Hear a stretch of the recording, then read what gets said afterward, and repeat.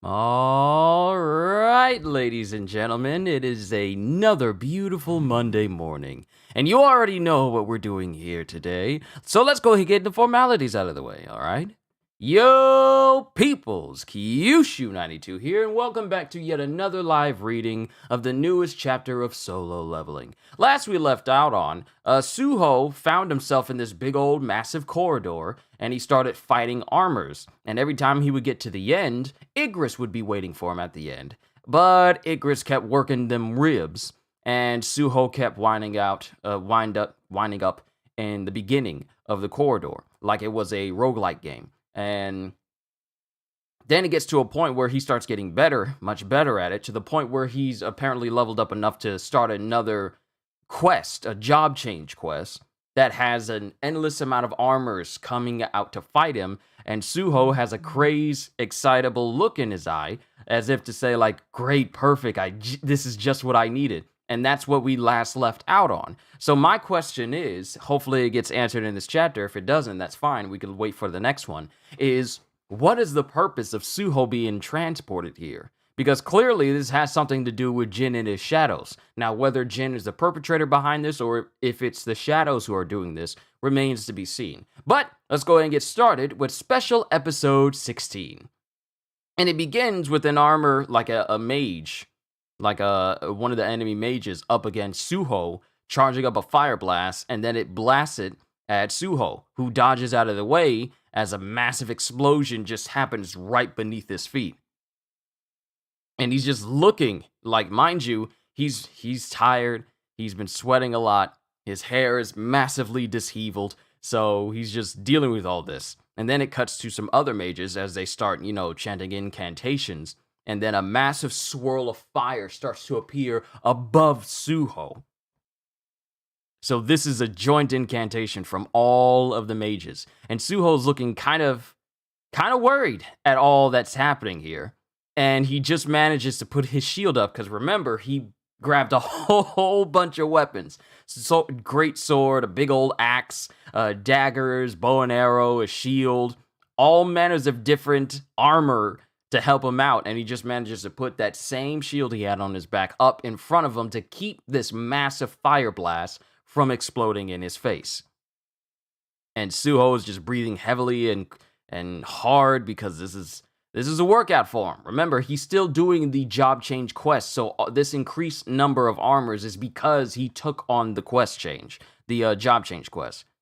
And then it cuts to some other mages as they basically, I recognize this because I've seen this in video games before. It's a summoning circle. These mages are creating a summoning circle, and Suho looks as a giant version of armor. Like it's an amalgamation of the armors, but it's not. It looks like it, but it's also not. It's just a big, massive version of all the armors we've seen before, and it's so big that there are swords embedded in the creases of its armor. Mind you, the swords look like toothpicks in comparison to this thing's size. It looks comparable to the size of the statues from, the God statue room. That's exactly how they look. Also, if you guys want to see what I'm seeing, a simple solo leveling search in the search bar or going to Tapas can give you what I'm seeing, because copyrights is very serious for a manhwa, and I don't want to risk another strike. This month I should get my one removed, but I'm not going to risk it. So if you guys want to see what I'm seeing, either go to Tapas or just type in solo leveling episode 197. But this giant armor is standing in front of him, and Suho's just breathing out of breath and thinking, I'm done with this stuff. And as he says this, he just throws away his shield. Then he stomps into the ground, and he just launches at this armor and just starts pummeling it all over the place, all over its body. And he winds up victorious because the entire armor just falls apart and hits the ground. Mind you, this thing is so massive that when its body hits the ground, it craters the floor. I don't need this either. And he's basically throwing away all his stuff that he brought with him. Like his giant, I just talked about him having a great axe and a great sword, and he throws all of this away in the process. Like all of his weapons that he had, he just throws it all away. Because he says, it's only slowing me down. And he's throwing these things so hard that they're winding up embedding into the walls. That's how much strength Suho has. But in the process, as he's throwing it, he's also throwing these weapons straight through some other armors that are around him. Then it cuts to one. Then he uses the bow. He doesn't throw the bow away. He uses one. And then it charges up with power. Like at the tip, you can see like a blue-like flame at the tip of his arrowhead. And he shoots it. And it goes through multiple armors. And and a mage gets caught up in it. Like the mage is the first one hit. Its body is split apart, and then it sends one armor way in the back flying a long distance. If you ever played Warframe and you shot someone with a bow in Warframe full charge, it's capable of carrying their body halfway across the map, and then if there's a wall at the end, they get embedded on the wall. Imagine that's what happened to the armor. And then Suho lands behind another one and taking some daggers, just like his father used, taking some daggers, he slashes straight through the face of one armor. But he also throws those daggers away from him into some other armors in the distance. I don't need anything, as it shows Suho just using his gauntlets. I don't need anything. Real fighters only use their fists. Oh, if only he knew the way his father fought.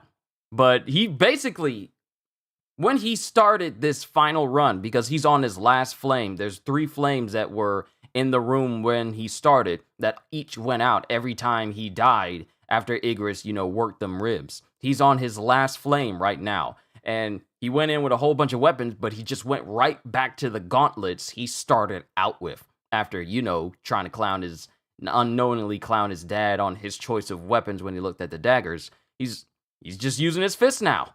I don't need anything. Real fighters only use their fists. And we get multiple notices of leveling up, because remember, leveling up points are increased more during this job change quest than him going through this run regularly. And we get multiple notices. You are qualified for a job placement in a high rank class due to the number of promotion points you have acquired. The appropriate job will be assigned based on an analysis of the player's records. And it just shows Suho standing amidst a literal army of destroyed armors that he just went through. Your prowess in combat will overcome all obstacles. Fearless in the face of any challenge, you will forge ahead with unbreakable faith in your own strength. You have been assigned to the fighter class. Your job has been decided. You are qualified for a job placement in a higher rank class due to a number of promotion points you have acquired. You have exceeded the estimated playtime. You have been awarded additional points.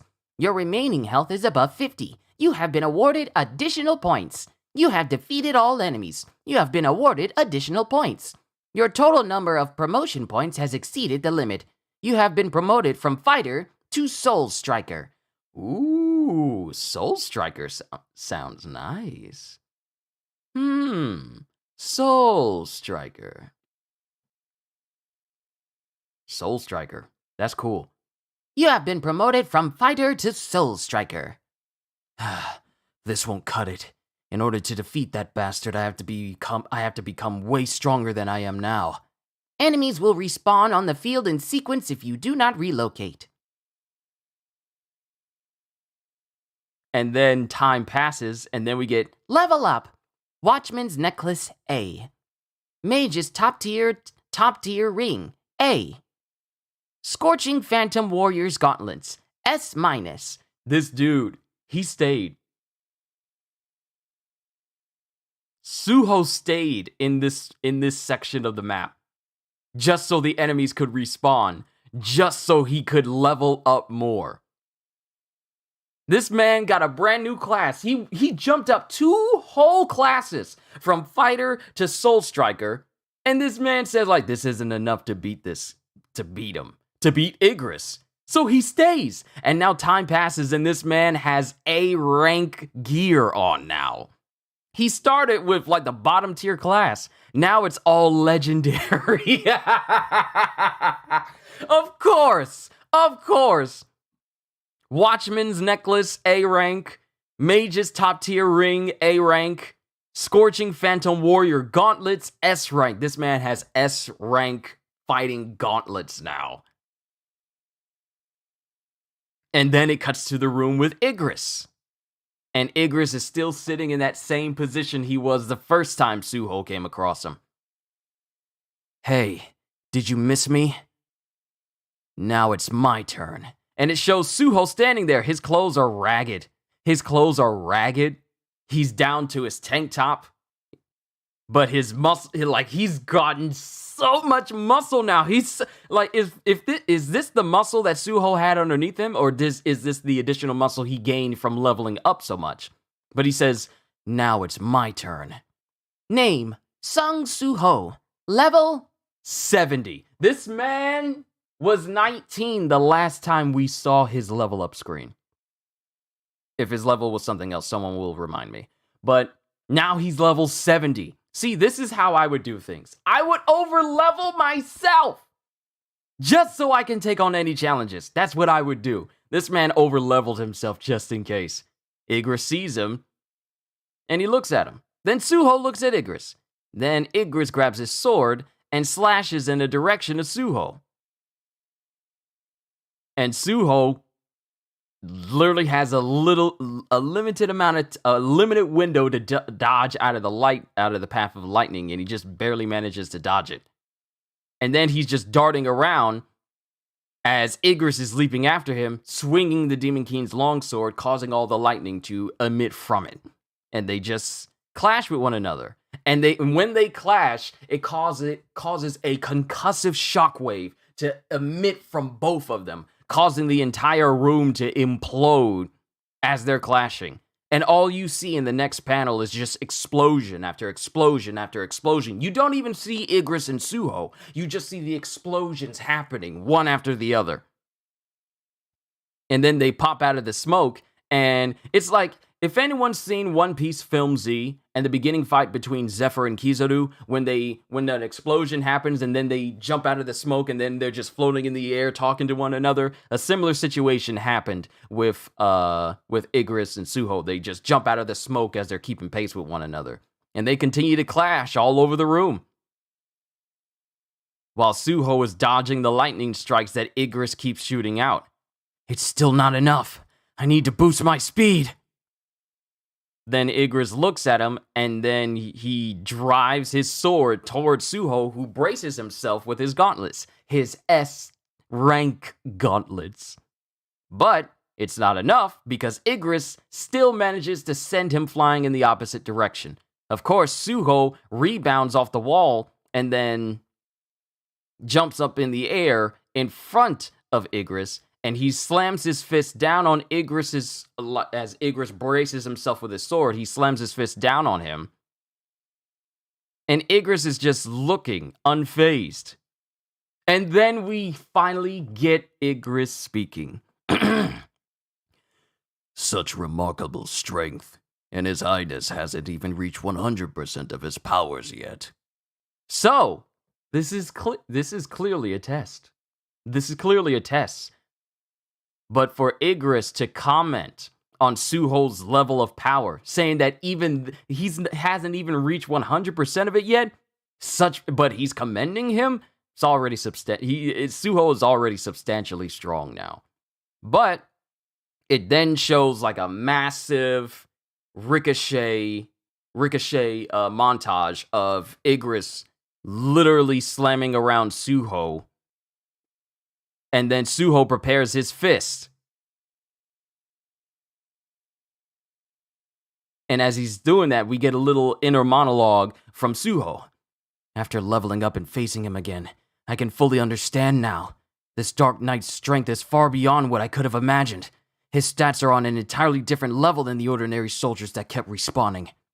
In other words, he's in a league of his own. Ah, yes. Talk to him. Talk about that man Igris, the legendary Igris, all hail. But if that's the case, then so am I! And then it cuts to Suho punching in the direction of Igris, and Igris bracing himself, he gets hit as well. though I think he just hit Igris while Igris was blocking with his longsword. I may not know the exact rules of this game, but the additional stats I've received since level 1 allowed me to breeze through the high-level soldiers. Considering the fact that all my stats increased by 1 every time I leveled up. And now it shows we see the stats of Suho. Strength 80 plus 40, Agility 80 plus 40, Sense 80 plus 40, Health 80 plus 40, Intelligence 80 plus 40. So this man has evened out his stats. Unlike Jin, who put some of the stats more into agility and intelligence and strength, Suho's basically evened out all of his stat trees, pretty much. My current stats boosted with additional points aren't actually at level 70. Instead, they're closer to level 110. And then it cuts to Igris being punched by Suho, full force by Suho in the chest, slamming him into a nearby wall. Title, Young Monarch. All stats increase by 40 as a result of inheriting the abilities of the Monarch of Shadows. So that's the reason why Suho has a boost in his points, because he's the son of Jin. He gets birthright points. Interesting. And that's when the chapter ends. It ends with Suho punching Igris into a wall. Kind of like how Igris punched Jin into a wall during their first encounter. And then we see that his title is Young Monarch. All stats increase by 40 points as a result of inheriting the abilities of the Monarch of Shadows. Because he inherited Jin's power, he gets additional points. Good chapter. Good chapter! Yo, Kitty Lover, good to see you as well. Charge the arrow with hockey. Boy, you're too sassy for your own good. Cheater! All right, ladies and gentlemen, these solo leveling's reactions tend to not be very drawn out. I just say my piece and then I prepare for everything else today because we still got Jedi Survivor to play through later this afternoon. But this was I enjoyed this chapter, and I know some people, I've heard some things, some people say they're not too big of a fan of, like, I wouldn't say too big of a fan, but some people just think these chapters are alright. But me personally, I enjoy this break from Jin because Jin deserves a break. Because what more can we see from Jin? This man has basically eradicated any and all threats to the world itself, including the Titans, who are basically an army of Galactices. So now he's just living his life. Chief Inspector, got a good home, no security system because Beru is the best guard dog you could ever have. He's living a very good life. He's living a very good life. So I'm okay with us not cutting back to Jin too often and actually focusing on his son, who's basically fundamentally different from his father, on the degrees of not just fighting style, but also personality. But it's also interesting to see how these two personalities that are different from each other handle the same power. Mind you, Suho hasn't fully awakened to his power. Even Igris himself said that he hasn't reached 100% of his strength, but his strength, 100% of his power, but his strength is remarkable. So there's still so much more for Suho to be able to do, but he's only at this particular stage. And he himself says that with his bonus stats, his level isn't 70, but 110. So that's how it is right now. But at the same time, he hasn't reached the full scope of his strength, nor has his memories been returned to him, nor has he fully realized that as a young monarch, as the son of Jin, he has access to a power far greater than he could ever possibly imagine. Once he gets to that level, it's not going to be a matter of Igris is going to be a challenge for him. It's going to be a matter of how long can Igris last against Suho. It will be inevitable, because that's how powerful the power of the Monarch of Shadows of power is. That's how powerful it is. Jin is a god. Let us not forget that. Now, Suho might as well just be a demigod. That's exactly what he is. If Jin is Zeus, then Suho is potentially Kratos. That's how his strength could work. Thankfully, we don't need to worry about any sort of patricide, but That's what Suho is dealing with right now. Still don't. Here's one thing. We still don't know whether or not this is a test orchestrated by the shadows or a test orchestrated by Jin to see if Suho could either awaken his power, was worthy and strong enough to know that, hey, this is a powerful ability I have. I should learn how to harness it properly. We still don't know if this is what's going on with Suho right now. I was hoping that it would be answered in this chapter, but no, we're still going. We're still going. So I feel with Suho bodying Igris, and when I say body, I mean just hitting Igris with a straight punch and then lodging him into a wall, like cratering him into a wall. I don't say body like Suho just easily beated Igris, because he didn't. The man died 3 times in this game in order to reach this distance with him. But I was kind of hoping we would find out whether or not this was a test or not, but apparently we gotta wait until the next chapter. All I know is Suho has an advantage. Simply being the son of Jin gives him bonus points, because if he didn't have those points, he probably wouldn't have been able to make it through Igris. If he didn't have the bonus title of Young Monarch, which is basically a hereditary trait, all stats increase by plus insert number here because you inherited the powers of the Monarch of Shadows. It's like, he already went in with a buff. He already went in with a big buff. So then he stayed in that job change room just to level up even more before facing off with Igris. So I can't wait to see how this concludes.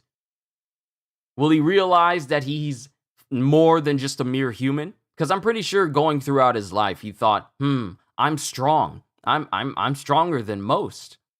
But it's probably just dumb luck. It's probably just genetic or something. Not realizing that he's stronger than most, pretty much stronger than all humans, because there's no one else in the world that could possibly match his strength, unless Thomas Andre is on that level, but I don't know, since Jin is the only one with actual powers. So next week, we're probably just...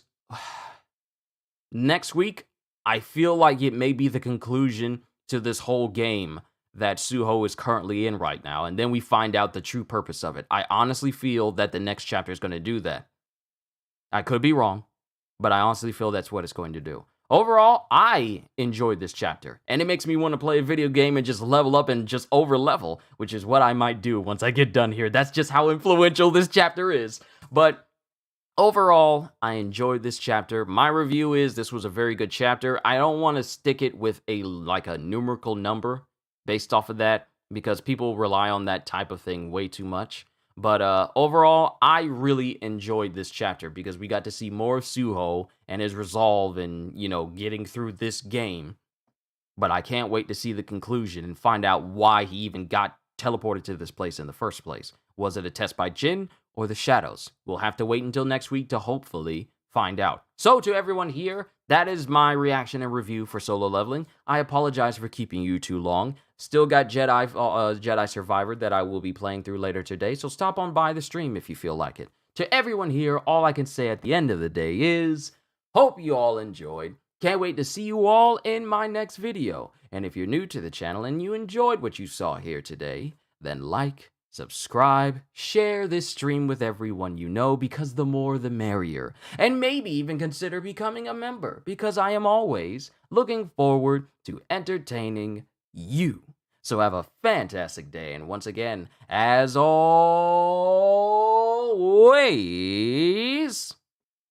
later peoples.